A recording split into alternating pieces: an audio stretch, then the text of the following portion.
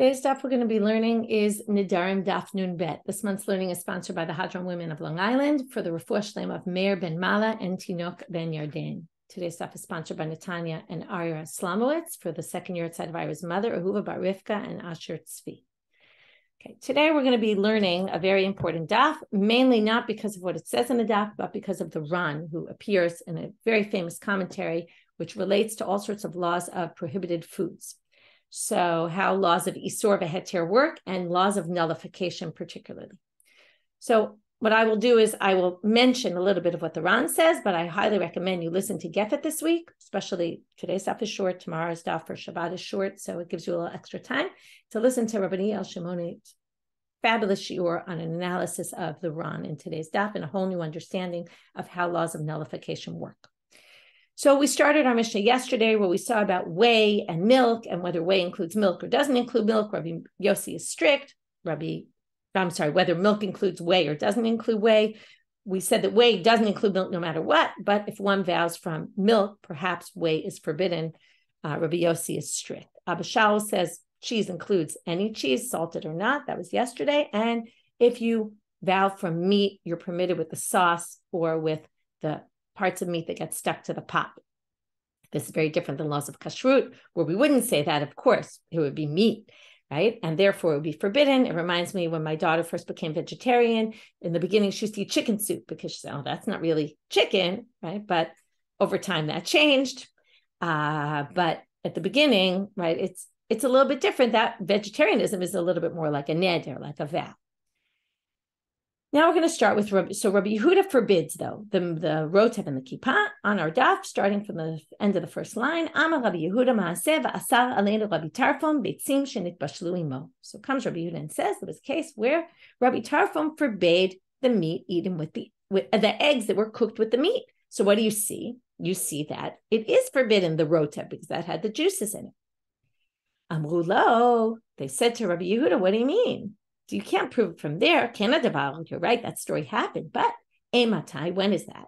Bisman shiomar, and this is a big theme we're going to see in today's daf. Basal ze alai. If you say this meat is forbidden to me, that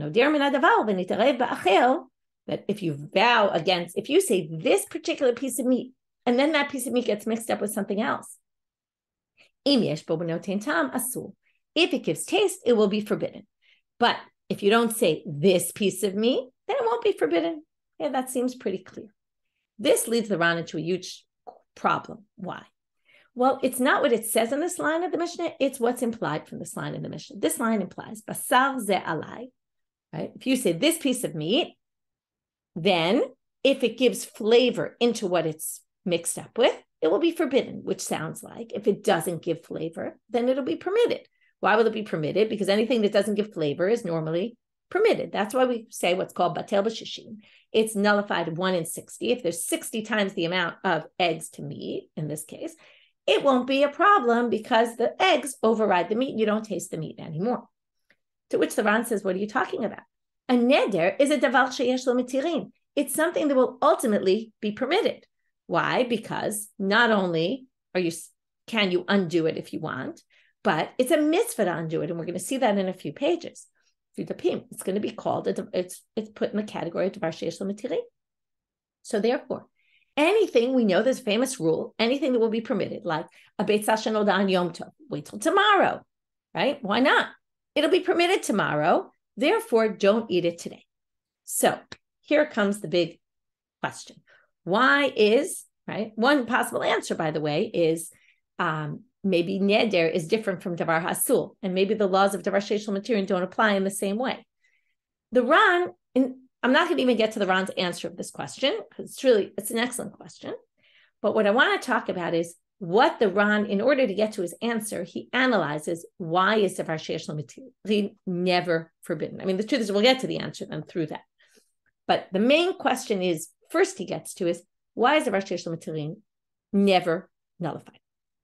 The simple answer that Rashi gives in Beitzah, and the Rambam seems to say also in his commentary, is read Rashi, Beitzah ho'il v'yesh lo mitirin la'achar zman lo yochlenu b'isur, because it'll be permitted down the road, so better not to eat it b'isur. Yes, things get nullified, but Okay, we're relying on that just because we need to. But if you don't need to, then no. Then wait till tomorrow and eat it tomorrow, even if wait till a few weeks, whatever it is. Since later it'll be permitted. And the Rambam also says, because tomorrow it'll be permitted. So don't eat it now. But comes the Ran and he says, no. You don't understand the way Dinei Bitul work. How does nullification work? Nullification works, and there's a whole thing about min b'mino, min b'she'eno. We know we've addressed this before about same type things or different type things. Bitul works better, and this is where the stages in the Ran go. And again, Rabbanit Michelle Farber analyzes them excellently and gives a great explanation. So worthwhile listening to. You can find it on the site. We sent it out, the links also. Dinei Bitul work that two different opposite things, one can overcome the other, overpower it. So that works with, milk dropping into meat, something like that, right? Milk into a chulin. It works with isur v'hetel because you have two conflicting things. One's forbidden, one's permitted. Comes the Ran and he says, davar sheyesh lo mitirin, if it's going to ultimately be permitted, it's not exactly an opposite. It's like heter and hetel. Okay, and the closer it is to heter, the less likely it's going to laws of bitul are going to work. Again, I'm giving you a very short synopsis of something. You can see the daf is very long, the commentary of the Ran, but it's a short synopsis of the thing he says. So basically, he says, since it will ultimately be permitted, they're more like two similar items. Okay, that's it for the Ran. Again, listen together. Okay, moving on. Hanodil min hayayin mutar b'tavshil sheyesh bo tam yayin. You vow not to drink wine. You're permitted with some cooked item that has the taste of wine in it. Amal, konam yayin, right? You make mushroom satay with wine in it. Of course, you can have that. Nobody calls that wine. But amar, konam yayin zeh, shani to'em. There's some girsa problems here. In fact, you'll see the translation in the Koran, someone pointed out to me, is without the word zeh, even though the Hebrew has the word zeh, but in the English, they do it without because not everyone has the same version of the text here. Some people have without the word zeh. Okay, it's not so clear, but let's just read it the way it says. If you say, konam, this wine, just like we had this meat, shani to'em, that I will eat, meaning I won't eat it, I won't taste it. Sorry, to'em is taste. We're going to get back to this later. Nafal litavshil. So if the wine falls into a cooked item, like into your mushroom satay, im yesh bo benotein tam harei zasu. Okay, if you cooked, forget about fell in. If you cooked the wine in it, it will be forbidden because. Now, here comes the tricky part about the girsa. Is it because you said zeh, or is it because you said she'eni to'em? And that's something that's going to come up in the Gemara later. Uriminu. Gemara now, turning to Amud Bet, brings a contradiction. Mina adashim asul v'ashishim, v'Rabbi Yossi matil. If you say, this is a Mishnah coming up, if you say, I won't eat lentils, then you can't eat ashishim, which is a cooked dish with lentils or possibly lentil flour. There's all sorts of different debates about what exactly it is, but it's something with lentils. So you said lentils, that's really made mostly of lentils. It's forbidden. Rabbi Yossi matil, Rabbi Yossi permits. So now we have a contradiction because Rabbi Yossi was strict in our Mishnah when it came to the whey. You can't eat whey if you said no milk, but you can eat ashishim if you say adashim. Weird. Lo kashya marki atre. It's all a matter of linguistics, where you lived and what language. Did people call ashishim adashim? Did people call whey milk? Okay, it all depends. Ba'atra de Rabbanan karu l'chal v'chavel l'koma koma. In the place of the rabbis, like we do, nobody calls whey milk. But ba'atra de Rabbi Yossi l'koma naron karu l'koma de chalva. The way they called whey was they called it whey of milk, and therefore milk was in the name, and that's why it's forbidden. That's something we're going to get to in the next Mishnah on the next page. Also, like honey from dates, is that included if you say dates? Tanya. Now we have a braita. Nodil min halav. This is going to be very similar to our Mishnah with a few minor details different. Not necessarily different opinions, just saying other things. Hanodir min halav mutar bekom. That's like our Mishnah. You say milk, no, you can have whey. It doesn't include that. It's obviously not Rabbi Yossi's opinion. Minakom mutar b'chalav. If you say whey, you're permitted to drink milk. Minachalav mutar b'gvina. Cheese is not included in milk. If you say milk, you didn't mean cheese. Minagvina mutar b'chalav. If you say cheese, you're permitted to eat milk, because those are two different things, even though one comes from the other. Minarotev mutar b'kippah. Right? This rotev and kippah we were talking about before, they're two different things. So if you say gravy, it doesn't mean the dregs that are left on the side. Mina kippah, well, not exactly dregs, but the pieces of meat. Mina kippah mutar b'rotev. If you say kippah, it doesn't include the sauce. If you say this meat is forbidden to me, then you're forbidden also in the rotev and the kippah. If you vow from wine, you're permitted in a dish that's cooked with wine. This seems to be, by the way, starting a quote from our Mishnah. And some people think that this is actually, it appears twice by accident. It doesn't really appear because you're going to see, we're going to just basically end with our Mishnah. Some people actually think that this was part of the next Mishnah and it was quoted by accident in the previous Mishnah. Anyway, we're just going to read it, even though it's an actual repeat from our Mishnah. Maybe it's also at the end of that Braita, which just parallels our Mishnah. It's exactly the same as our Mishnah. So, Amar konam yayin zeh she'eni toem. If you say this wine that I won't eat, and it fell into some cooked dish, im yesh bo tam yayin harei ze asur. Only if it has the taste of wine. But again, if it has the taste of wine, it's going to be forbidden because you said yayin zeh. Okay, so we keep having this distinction between yayin zeh and yayin in general. Mishnah, Hanodil mina anavim mutar b'yayin. Same kind of idea. You say no grapes, you can have wine because grapes is not wine. Mina zeitim mutar b'shemen. From olives, you can have olive oil. Amal, even though they have the taste of it. Amal konam zeitim v'anavim she'elu she'eni to'em. Now here you have the zeitim and anavim, the olives and the grapes will be these elu she'eni to'em that I won't taste.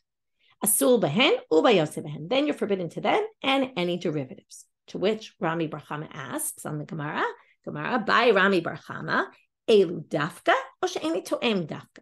Is it specifically elu that causes the issue, or is it she'eni to'em? This goes back to that girsa problem we had before. It says, which is the key here? Which is the one that's pushing us over the edge? It's going to say this is included. Is it the word elu, these, or is it the word that I won't taste? So first the Gemara questions Rami bar Hama's question, and then they resolve it by explaining better his question, and then they bring 4 attempts to answer the question. None are going to be successful. If elu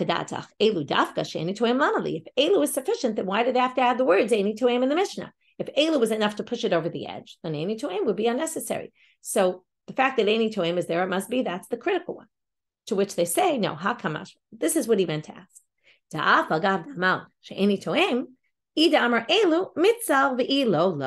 What he was trying to say is, or the way he's reading the Mishnah as a possible way to read the Mishnah is, possibly you could say that the Mishnah says Elu and Eini To'em to tell you that Eini To'em by itself would not be enough. Only if you say Elu is it enough to say that it's going to forbid it. But if you had just Eini To'em, perhaps it wouldn't be, or maybe not. And that's his question. So again, we're still with which is the one that's important. Soon we're going to adjust the question a little bit more. But right now, that's what we think the question is. Amarava, Tashma. Let's learn from here.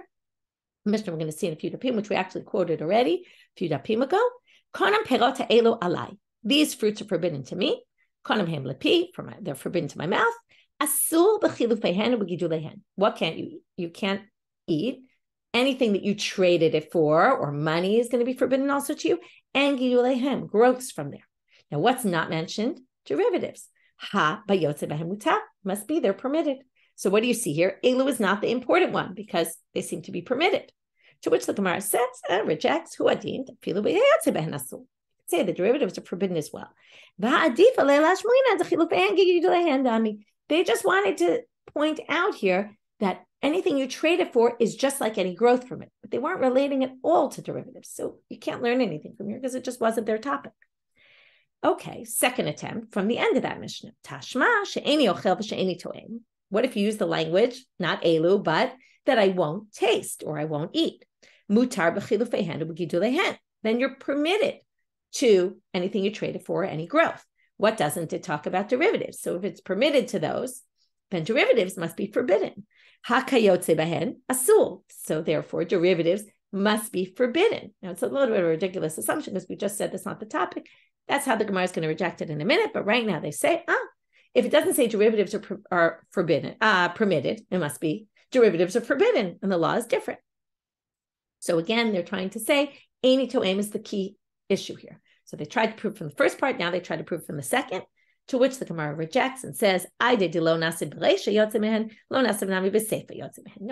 weren't talking about derivatives at all. We just said that a minute ago. So even in the second part, they weren't relating to derivatives. So you can't derive anything from here at all. Third attempt. Tashma, let's learn from our Mishnah. Amar Rabbi Yehuda, Ma'aseh v'asar Rabbi Tarfon alai beitzim shenitbashlu imo. Right, so Rabbi Tarfon forbade eggs that were cooked with the meat. Amru lo ematan bizman shamal. Now notice, what did they say? It's only going to be forbidden bizman shamal basar ze alai. Alai is the critical. Notice any to'em was not there at all. Shanoder min hadavar v'ndirev ba'acher, that if it gets mixed with something else, v'yesh bo b'notein tam, and it gives taste, harei asur, it'll be forbidden. To which the Gemara says, okay, so obviously we're going to have to change Rami bar Chama's question because it's super clear from that Mishnah that Elu is enough to say if it give the derivatives are going to be forbidden. So the Gemara says, Be'elu lo kamed bayalan. He wasn't asking about Be'elu. Did dafkahu? That's for sure dafka. Okay, that's clear. Elu is going to mean this meat, this whatever it is, and all of its derivatives. Ki mebayalan kshani to'en, k'she'eni to'en. What the question was, what if I only said that I won't taste? Dafka or lav dafka? Is it specifically what I won't taste? Or is it not necessarily what I won't taste? Okay, in other words, meaning, does Eini To'em by itself forbid the derivative? Elu for sure forbids the derivative. So the question is only Eini To'em by itself. Tashma, let's learn from here. Also, Mishnah that we quoted before. We saw before, dag dagim she'eni to'em, fish, right, in the language of dag or dagim that I won't taste. Asul bahem ben gedolim ben ketanim ben chayim ben mevushalim. That's not the important part, but right, big, small. It includes cooked, uncooked, etc. Umutal b'tali trufau b'tzil. It's permitted with chopped up fish or the brine of fish. So what do you see here? You see that here you said Eini To'em, and it doesn't include the derivatives. To which Rava rejects and says, Amarava uchval yatsa mehem. This, okay, we're going to now distinguish between, I stand on in the 1st of January, and I say, this is fish are forbidden to me. Any brine that was already prepared, in other words, it came from fish from before the day I made my vow, that would all be permitted, or chopped up fish. That wouldn't be included in my vow. However, it doesn't indicate anything, so says Rava, about once January 1st comes and now we prepare brine from that fish or we chop up fish, maybe that will be included in my vow because on the day I made my vow, it was actually in the form of fish. And only later did it become just the brine of fish. And maybe derivatives still would be forbidden even from the language of Eini To'em. And therefore, we don't know the answer. And therefore, we're left with the question. And we finish here, starting tomorrow with a new Mishnah. Again, reminder to listen to Rabbanit Michelle's fascinating Shiur on a whole different way of understanding laws of nullification from the typical manner that they're usually understood, with, again, many different distinctions about different cases and trying to fit them all together. An excellent, as we call an Iyun Shiur, a more in-depth Shiur that we don't always get to in the Daf. Everyone, Shabbat Shalom, Shavua Tov. Or not yet Shavua Tov. Shabbat Shalom.